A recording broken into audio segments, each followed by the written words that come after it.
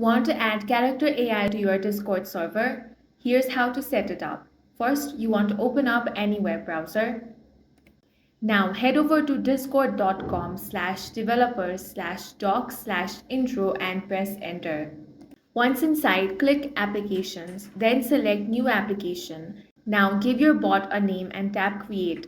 Next, open the bot section in the left-hand side menu. Enable all necessary permissions to ensure your character AI bot functions smoothly. Then hit Save Changes. Now scroll to OAuth 2, select URL Generator and choose the scopes and permissions you want your bot to have. Copy the generated invite link. Paste that link into your browser, pick the server where you want to add the bot, and then press Authorize. Complete the I'm Human check and your character AI bot will be added to your Discord server. That's it for this video. If you found it useful, make sure to hit the like button and subscribe for more videos like this.